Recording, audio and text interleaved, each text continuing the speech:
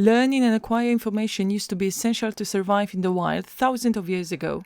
Luckily, we still have this urge to learn something new, and our brains learn in a similar way as they used to. However, nowadays, systems of education can suppress this urge. So how to make the process of learning more pleasurable and create an environment conducive to learning? It's Kasia speaking, and I try to explain in a nutshell how to do it, how our brains work, and why some methods of learning work out and the others still don't. Hope you may look at the process of learning from a different perspective once you've listened to what I'm gonna say in this podcast. You may have experienced different approaches and methods during school years, and I believe some of them were more and some of them were less pleasurable. I will even dare to say you may be copying some of the behaviors and methods while learning and be wondering why they still don't work, why they still don't bring any results, why the ways you learn are not effective. You may find out how to take a different approach and finally start seeing the results of your hard work and effort put into learning. And of course, everything I say here is set from a perspective of a language learner and a teacher who reads a lot of interesting and comprehensive books on various topics. I am not a specialist. I'm not a specialist in a field of neuroscience. So I'm not a biologist, nor neurologist, nor anyone who specializes in this field of neuroscience. And I try to present everything in a very simple language as I would like to have it explained to myself. A stimulus to create this podcast were books that I read, were my students' experiences with learning, were some of my experiences with learning, were some experiments that I read about. And if you want to dig deeper into the topic, and read about some experiments and learn more scientific data, I highly recommend it to you, of course. Just do it. So, without any further ado, let's see how everything works. So, there is no other way as to relate to evolution and infancy time to show and prove it to you that the ways we learn something in adulthood are not so much different from the ways our brains acquire information as babies. Actually, the ways we learn something as adults perfectly reflect the way human brains have learned things over centuries. Evolution, natural selection, learning is an inseparable part of revolution. It guaranteed survival. If you didn't learn and you didn't obtain information, you didn't survive. In a very big nutshell, of course, but it was as simple as that. Natural selection may represent a kind of learning algorithm. Look, if our ancestors hadn't observed the reality and nature, hadn't learned from their mistakes, and hadn't drawn proper conclusions, probably I wouldn't be speaking to you right now, and I wouldn't be wondering what if. And our species wouldn't have survived at some point in the human history. So, as I mentioned, learning is an element of evolution, and learning is in our nature, and no one can deny it. Learning at every stage of our lives should be natural. However, the obstacles we may come across are quite often created by the systems we live in. The systems which sadly kill our urge to learn and the way our brains like to learn, which I'm going to explain in a bit. Now, let's focus on babies. It is falsely believed babies' brains are tabula rasa. So, it means the babies are born with no ideas and thoughts, and they start learning from the moment of their birth. Those who claim it couldn't be more wrong. A baby that comes to this crazy world already has a brain with a knowledge inherited from the evolution. Evidence? There's been an experiment which was based on magic. Metaphorically, of course. So what do I mean by that? Newborn babies were shown some objects. Those objects disappeared in a magical way, and it was a kind of an illusion, of course. It wasn't a real magic. However, what is crucial here is that the babies were surprised when they realized the object somehow disappeared. When and where could they possibly learn it? In the mother wombs? Of course not. It is a knowledge that evolution gives us. Another fascinating fact is that babies react faster when they hear the language or the music they heard while still being in the womb. What's more, how do babies know what their face looks like, or the parents' faces, or human face in general? They weren't given a mirror in the womb. Children can easily perceive facial expressions and facial features and react to sad and happy facial expressions. They even react faster when somebody smiles at them. It's super dark in the womb. How do they know all of that? This is an inborn knowledge. You may find a lot more research and evidence on that. So if you're interested in it, just dig into it. What also needs to be mentioned here is the sensitivity period that begins at birth, and it continues, to my knowledge, up to the age or 4 or 5, I guess. And during this period, toddlers, babies, and later on children acquire knowledge like sponges. And the way they, and the speed they do that differs a lot from the period when we are teens, we are young adults and adults. The structure of the brain is partially responsible for that. However, it doesn't mean that we cannot learn new things when we are older. The way we learn during the sensitivity period can beautifully reflect the way our older brains learn, and I will come back to it. But right now, to the point. During this sensitivity period, babies are able to recognize all phonemes they hear. Hence, they can learn various sounds and acquire the correct pronunciation and develop an accurate accent faster and easier than when we are older. Also, a crucial fact here worth mentioning is that our articulatory system is still developing at that period. Hence, it is easier with the pronunciation and accent. Another crucial fact during this sensitivity period is to acquire the syntax of a language. So, what do I mean by that? It is essential to speak to children from the very beginning of their lives in, let's say, proper manner, proper way, proper sentences. So, I mean full sentences, not in a childish way. So, children will know how to create sentences, like grammatically correct sentences, from very early stages of speech development and then when they're a bit older. Unfortunately, the ability to acquire syntax and grammar structures shrinks over the years when we get older. That's why it may be harder to learn tenses or other grammar structures that don't appear in our mother tongues. However, it is not impossible. We just need to put more effort and practice into it. And when it comes to vocab acquisition, it may stay at the same level as when we were kids. Nevertheless, it may still require more effort. But here's good news. The excuse, oh, I am too old to learn a new language, or it's too late, for me, is invalid. The neuroplasticity, or it's also called brain plasticity, is bigger at a young age, but we never lose it. What's more, the synapses we developed at a young age can, let's say, freeze, but they leave a mark. They leave some kind of a trace in our brains.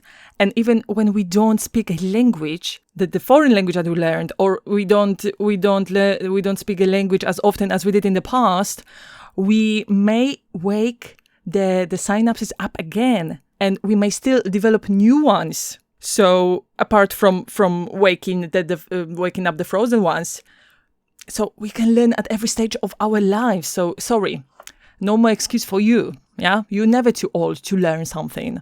And now, curiosity. Curiosity is a crucial matter which needs to be discussed here. Learning via curiosity is something that is inborn, and we learn this way by nature. And unfortunately, this curiosity is very often suppressed and killed by the society and systems of education. And now, examples. How were you treated at school, or maybe outside, not especially when you were attending the classes? So how were you treated then when you asked too many questions?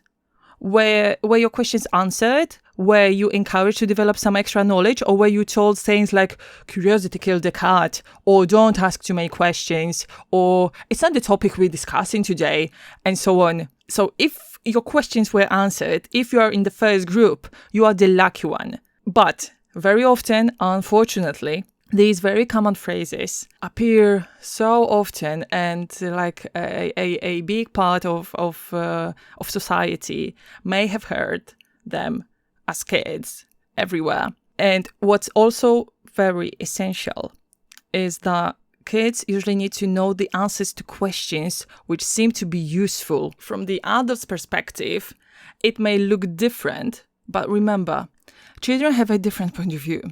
And look at the species and evolution. Do you think I would be speaking to you right now if million years ago our ancestors hadn't been so curious? I think I wouldn't. So as kids, we are curious, and consequently, we want to check everything. So we learn through experience as well. And what is also extremely crucial here is not giving up and assessing the results of our actions. A simple example, learning to walk. When we learn to walk, we don't give up, do we? Nope, we don't.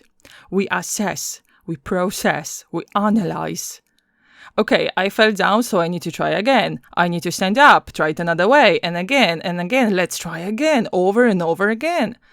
And I check the results, and I learned through experience even years after I learned how to work in a completely different fields of knowledge. And learning. So that's why feedback, of course, given in a proper way, and regular checking your results and skills during learning or during learning a language is very important. As a teenage or adult student, you may ask yourself questions like, is it useful where I needed to survive in particular situations, and so on. And it is okay to ask such questions. Can you spot the similarities? And curiosity itself is a power, is a drive, an urge that mobilizes us, motivates us. It forces us to explore more and more, and it's similarly to a libido or hunger, impulses that force us to take an action. And why is it so? When the needs are fulfilled, we are given either tangible rewards, as it is with the sex drive or hunger, or intangible ones when we learn. So it is information and dopamine, and those guaranteed survival. This is who we are. Like, learning, getting information, and like developing. So then getting some dopamine or these tangible awards, guaranteed survival. That's why, this is who we are. As species, we like learning.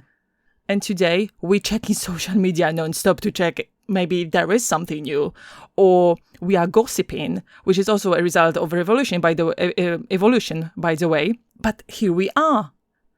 We are given some dopamine and information as an award. And by the way, apart from gossiping in the past, we had to share experiences with each other to survive. But it is connected, like sharing information, gossiping, checking what's new, everything is something that we have been learning over centuries, and because we have been given these awards, and it is natural to do it. So now let's get into the importance of the roles such as teachers, mentors, and parents. Every child is a small chemist, a small architect, physician, mathematician, polyglot, and so on, etc., etc. Supporting the kids through growing up not only will help them develop more curiosity and shape a great attitude towards learning, but it will also let them shape a better brain. Better brain. What do I mean by that?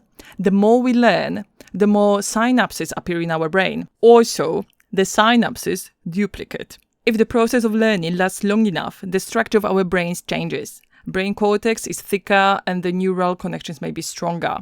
Furthermore, a brain of a child being brought up in a bilingual or multilingual family may have a better aptitude for learning another foreign language, of course, and probably due to the brain plasticity trained from the early stages of life.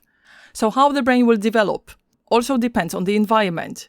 That is, upbringing, parents' attitude, and examples they are setting, and yes, at school. So who we will become depends on these factors. Are we growing up in a family that talks with us, or are we being brought in an orphanage, unfortunately, where we are not being given a lot of attention and love? Are we loved? Are we respected and understood? Or are we socially excluded because of our origins, race, or religion? Do we have teachers who respect and encourage us to develop, or are we attending school that kills our creativity? If we don't speak with kids from the early stages of our lives, or there is no one to talk to us before we develop our speaking skills, if we feel insecure, not loved or respected, we may grow into a person who cannot find themselves in society in adulthood. So curiosity is one of a few factors conducive to learning. What else is conducive? Emotions. The most important events and experiences which evoke the biggest emotions in our life, either negative or positive, are recorded in our synapses. Some of us may have a better situation memory, some of us a worse one. However, I bet you can perfectly remember what you did, what you were wearing, what you talked about, or what you talked to, like who you talked to during the most important days and events in your life. I myself can easily recall 9/11 and the moment I saw on TV 2 towers in New York City falling down, because everyone was so stressed about it, was so crazy about it, and it was on TV everywhere. Or I can remember the days I met the most important people in my life, what they were wearing, what we talked about. Yeah, I think even like the song that was on when I had very important or emotional conversations in my life. So emotions should be also an inseparable part of learning. The way the knowledge is conveyed may influence memorizing and understanding some concepts. If the atmosphere during the classes is stress-free, and in turn there is a lot of laughter and students are provided with hilarious, ridiculous and absurd sentences or examples, the probability of remembering more in the class increases. Also, the way the teacher describes concepts, so basically in a very encouraging, fascinating and not dull way, may result in a better understanding among students. I believe everyone can recall at least one teacher who could explain the ideas in a way students could either get it quite fast or simply enjoy the topics that were discussed. And it is scientifically proven that laughter facilitates learning. And when we learn with a positive stimulus, we can memorize faster. Laughter also increases curiosity. Imagine learning something being given jokes or ridiculous examples. Wouldn't you feel tempted to learn more? And what if it's a taboo topic or a shocking example? Our brains love that. The way, like this way, the brains will immediately, this way, our brains will immediately create a new neuronal connection and some associations with a given concepts if the example evoked a lot of emotions. And there is more to that. Once a connection like that has been created, we need just a tiny stimulus, such as a word or a phrase, which will trigger a cascade of memories. And I can illustrate you with an example. Of course, it never happened. It's just an example. Yeah, just imagine. May explain it to you past perfect tense. And the sentence that I'm giving you is I had drunk, so past perfect, I had drunk 5 milkshakes. So I was struggling with the diarrhea all day yesterday. And diarrhea and the concept of diarrhea is a ridiculous example. Plus, it is a taboo topic. But as I said, it never happened. Anyway, after a month, we would refresh the tense structure in the class and the use and so on. And I am almost 100% sure, of course, it's not 100, that at the sound of the word diarrhea and past perfect, your brain would recall everything you remembered so far about this tense, or at least it would ring a bell. So, shocking examples, swear words, cursing, ridiculous examples, they are good for your brains. Your brains love it. Next factor is sleep. It's an indispensable factor in our life. Like, we cannot survive without sleep. And also, when we talk about learning, it's a crucial factor to process, to analyze the material we have covered. To put it simply, while sleeping, the things we have learned go into a long-term memory. And we need to give our organisms a sufficient amount of sleep to properly develop and learn. Next one is nutrition. And I believe it is obvious. We need to have a balanced diet and provide to our organisms all the nutrients they require.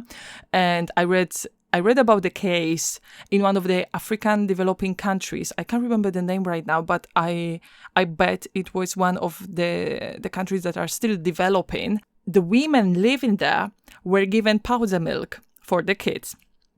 And probably it was a kind of aid, because the country was still developing.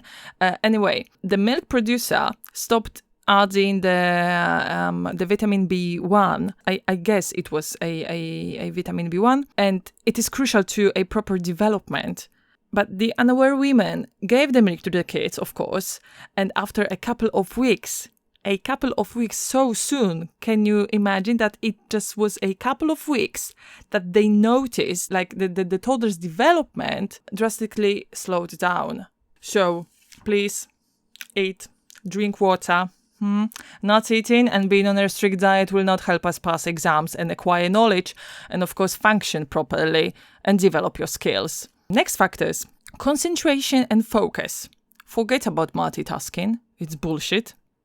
It's still a myth, which unfortunately hasn't been debunked yet, but it should. You need to be totally focused and engaged in one activity to truly acquire what you want to acquire. Of course, there are activities which we do automatically, and we can do another one at the same time. For example, you drive a car and you sing with Freddie Mercury at the same time, so we can learn some words. However, it does not work when you have to learn two totally new, totally different things at the same time, or even more. Our brain doesn't buy it. And learning via experience is very important, not passive learning. For example, during boring and not engaging lectures during studies, you were a passive learner, and I guess you didn't learn so much when you compare it to learning via experience. And teachers happen to be very knowledgeable, but sometimes they cannot convey knowledge in an interesting way. But learning should be active, so students are intrigued with interesting materials and engaged in the topics. Like, for instance, the task is to imagine themselves in a particular situation and act. It stimulates their brain and it develops creativity. And they need to do brainstorming, for example, and they are given challenging questions or problems to solve. And then they must independently look for solutions and draw conclusions. This is also very crucial when you have to draw conclusions on your own or in a group. And as a side effect of those actions, they also practice social skills. And the teacher's task is to be open-minded and respect their solutions and conclusions. And as I already mentioned today, we must find the things that we learn useful. And you can see it the same way as the babies and toddlers learn. Can you? You see the reflection? They need to be focused. They need to be engaged, curious, intrigued, and they learn what they find useful at a particular stage of development. I am learning to walk. I am curious. I want to see what surrounds me, and I am engaged 100% in this activity. And I feel it's this essential skill, so I'm not giving up. And even when I fall for the 50th time, I'm still doing it, and I'm still trying. We're slowly coming to an end of this podcast, but I'd like to emphasize and point out some other aspects of learning that you should know. Stress is not your ally. Laughter, shock, and ridicule are. And feedback should focus on positives, not just negatives. Negative feedback full of criticism can lead to chilling your actions and lowering your self-esteem. It's good to have a kind of inside expert and critic, but a critic that challenges your expert and tries to improve your skills. And mistakes are okay. It's an inseparable part of learning. Every time you are scared to make mistakes, think about a child who learns how to walk, or learns a mother tongue, or evolution. I saw my tribe mate being eaten by a lion, so my mate, unfortunately, will not learn from their mistakes, but I will learn from theirs. So I hope this podcast showed you how much we have in common with ourselves from years ago when we were small kids learning to work. And we still have a lot in common when it comes to learning in general. I also hope it helps you realize it's never too late to learn something new. It was Kasia speaking to you. Till next time. Bye-bye.